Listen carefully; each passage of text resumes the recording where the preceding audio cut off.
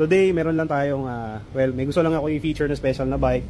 Well, personal bike ko siya. So, ito yung QJ ATR 160 ko. So, medyo na-feature ko na sa mga ibang videos. Pero today, nag-decide akong i-kalikutin, no? So, disclaimer lang sa mga nagtatanong sa mga kapwa naka-ATR dyan kung void ang warranty. Yes. So, fully aware ako, responsible.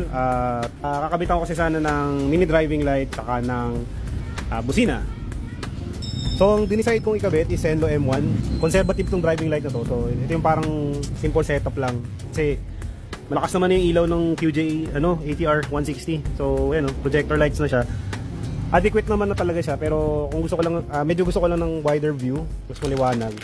Siyempre, pag nadadaan tayo sa mga pitch black talaga na daan. So, ayan. Ito with harness na tong Zenlo na to. And original na Zenlo switch. And ayun, feature ko lang yung komplikasi sa pagbaklas. Di naman super hirap so far. Well, ito pa lang naman yung surface na babaklas ko. Pero judging sa mga bolts, marami lang siyang bolts. Pero magaganda naman yung mounting points niya. Tsaka yung plastics na clip niya. And speaking of plastic, maganda yung plastic grade niya. Similar actually siya sa Honda. Pero mas madali actually siyang hilahin sa Honda compared sa... Kasi nagkaroon din ako ng mga Honda scooters. Click 160, PCX.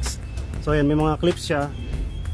Like ito yung front side panel niya. So yan, similar yung mga clips niya sa Honda. Ayan, clip. Ito actually gusto ko rin lang i-highlight kasi yan, kudos sa mga Chinese manufacturers like QJ kasi yung grade ng wire nila maganda. To be honest, meron akong MV Agusta na customer dito ng isang araw, and yun nga, napansin ko, well, nabalita ko kasi yung factory daw ng MV subcon yata sa QJ or something like that, pero I don't know, pero yun, medyo similar nga sila kasi mga screws and bolts, tapos itong mga wire na ganitong connector halos pareha sila, pero wag nyo kayo dodge doon, nabalitaan ko lang yun, pero kung totoo man lang yun, edi ayos, diba? Ngayon, pinupwesto ko lang yung busina. Ayoko na mag-hassle sa snail type na horn, medyo malaki kasi yun, pero maganda tumunog yun. So, compact lang tayo, compact lang. So, ayan, napwesto ko na siya, and then siguro babaklasin ko lang din tong panel na to. Ito, para mapatawid ko yung wire papunta dun sa battery, para nandun yung fuse. Yung relay ko siguro somewhere here na lang din. I-video ko ng ibang mga angles mamaya, pero trabahuin ko muna itong busina, and then mamaya MDL. So, update lang, ito yung linya natin. So, ito yung harness ng Zenlo. So, may sarili siyang relay, saka ballast. Ito yung relay natin ng busina. So, pinalitan ko yung busina ko. Actually, ginawa ko na siyang hela. Mas strip ko yung tunog ng hela. So, ayan. Ayan na siya. So, nag-consult ako sa ATR group auxiliary port daw to. So, may voltage sa kanina, chinek ko. Pag nakapatay, akala ko kanina may voltage rin pag nakapatay. Yung pala sumasabay siya dito sa sa switch. Pag namatay yung ilaw ng switch, saka namamatay yung auxiliary port na yun. So, hindi siya OBD port kasi yung OBD port nandito. And ayan, ito na. So may mga fuse tayo dito. So busina, and then sa MDL. Hindi na ako nagbaklas ng fairings na malala kasi nakakuha naman sa power ng alambre. Alright, update sa pinagagawa natin dito sa ATR 160.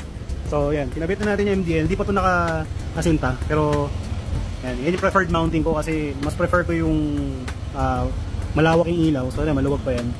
Hindi rin kasi ako fan ng ng mga crash guard, kaya mas prefer kong ganyan. Nilagyan ko siya ng holder. Hindi nagaan yung wire. Mamaya pa-finalize ko pa yan. Testing lang muna, dry run. Yun. So check naman natin yung sa MDL.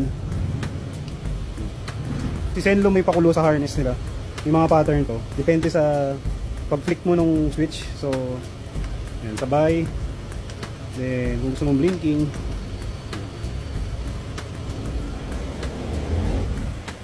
meron ding alternate. And then same din sa yellow. So ito yung conclusion ng MDL natin, no? Actual line nagtitest ngayon. So first natin yung low beam, then pag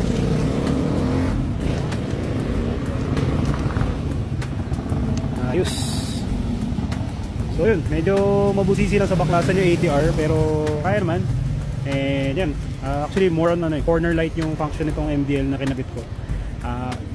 pag yun, nasa twisties na medyo late ng gabi, at least may konting ilaw na masisinatan habang lumiligo. Again, maraming salamat, and kung may tanong kayo, PM lang kayo sa akin or sa Forma Bike Point. Thank you.